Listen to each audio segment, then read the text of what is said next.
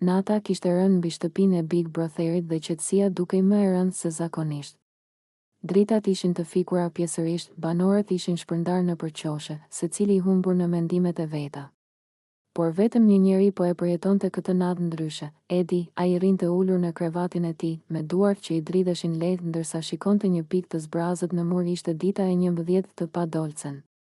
Dita e 11 të pa zërin e saj, pa buzëqeshjen e saj, pa shakat e saj, pa energjinë që e mbante shtëpinë gjallë.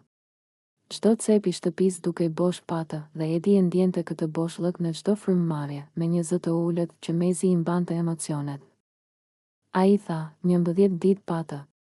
Janë si 11 vite. Nuk e besoja që një njeri mund të mungoj kaq shumë. Fjalët e tij u përzien me një heshtje të rëndë. Ai ngriti kokën, sytë i shkëlqenin, jo prej dritës, por prej lotëve që përpiqej t'i mbante. Por sot nuk mundej. Sot nuk donte t'i fshite, nuk është turp me qaj. Kur të them zemra. Edhe unë jam njeri. Edhe unë kam ndjenja. Në dhomën e ndenjes, disa banorë e dëgjonin në heshtje. Askush nuk qeshi, askush nuk bëri koment. Ata e kishin parë lidhjen e Edit dhe Dolces të rritej dal nga dal, fije pas fije, derisa u bë diçka më e madhe se gjithçka që ata prisnin. Dhe tani, mungesa e saj e kishte thyer qetësinë e tij të zakonshme. Edi vazhdoi, më i hapur se kur, Dolce ishte drita e ditëve të mia këtu. Çdo mëngjes bëhej më i lehtë kur ajo qeshte. Çdo debat dukej më i butë kur ajo më shikonte në sy. Tani, çdo gjë duket e zymë.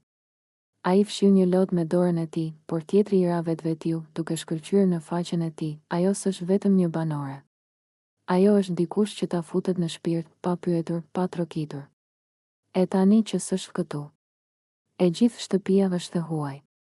Këto fjalë nuk ishin lojë, as strategji, as moment dramatik për kamerat.